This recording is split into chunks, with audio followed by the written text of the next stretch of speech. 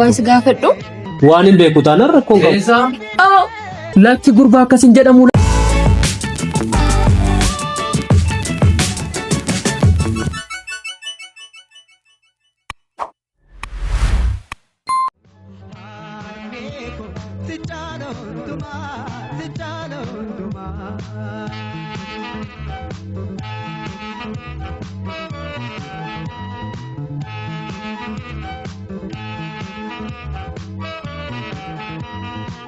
Lesu, Lesa, Malu cerita. Oma? Masa tadi? Oma? Masa tadi pun dia. Oma taa'e kennu.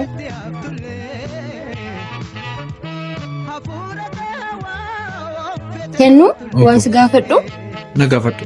Maali denn? Waan guddaa mini waan masalphaadha. Tole na gaafadhu. Isa abboonatti hafu. Maal jechuudha? Na gaafadhu sinicha jira miti? Obboleessa koo natti gaddisa jedhee sodaadha. Maaliif asitti gadda? Ati buleetti godhu. Harmeen kiyya garuu nama akkamiituuf ta'e? Ani iyyuu baay'een beeku. Osoo hin beekne ta'e baay'ee natti tola ture. Maaf abbaan gaafannu? Lakkatti hafu dhiisi. Maal obboleessa koo tollee naa jedhe? Maaliif barbaadde garuu hin gaafanne? Ergati jettee tole. Haa ta'u hin gaafanne.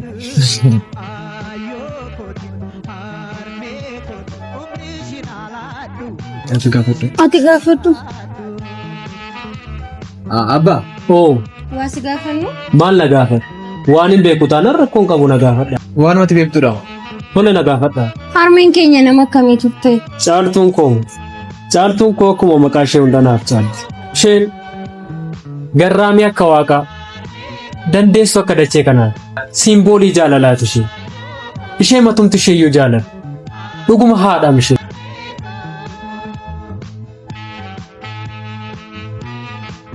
Nama gatiin haadha gatiin namaa maluuf sana ijoollee ko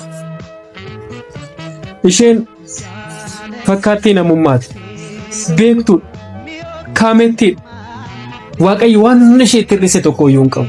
Anaaf isheen warra yeroo jalqabaati jaalala gara gochaatti jijjiiree jiraate jireenyumti keenyaa jaalala dubbatatu haa caaltuu ko isheen nama waa'ee ishee akka ta'e darbetti haasa'amu hin turre isheen dhuguma haadha gaarii qabdu ijoollee. Waa'ee ishee jechootaan guyyaa hamtuun isheen addana baaste isiniin naqananiis.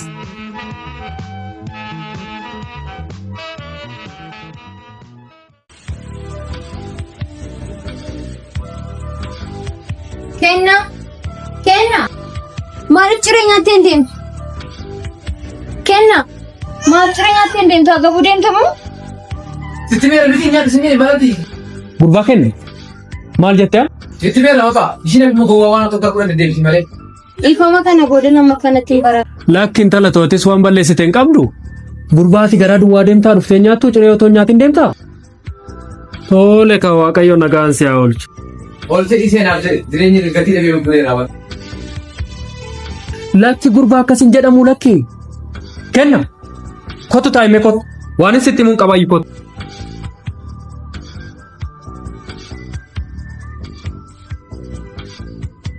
Ilma haala tamma keessa jirtu naagan baratanii eebbifamanii hojii dhabanii maatirra taa'uun hammam akka ulfaatu nan beeka sin hubadha. Garuu haala kam keessa iyyuu taate uumaa kee galateeffachuun namummaa guddummaa ilma ko bara hamtuu kana keessa nagaan baanii galuun cimeera. Hin agarta hin dhageessa ilma ko dhiiga dhangalaa'oon lafee cabu lubbuu badu. Ola deemaa kichuutti citu kan hin agartaati ilma koo waan sitti yaa waaqayyo nagaan na bulchitee nagaan na oolchi jechuun waan xinnaa miti dhageesse. Tole siifaa jedhu uumaan kooxammaatis leensuunis ciree gadaa fidduuti harka dhiqannee hojjumaan ciree kana nyaannee too deemta. Leensu intalo leensa. Abbaa. Mee bishaan harkaa fidii ciree sannees ciree hojjettee sin nyaanna. Tole ol seenaa kaa. Ol seenaa kootti ol seenneetuma nyaanna.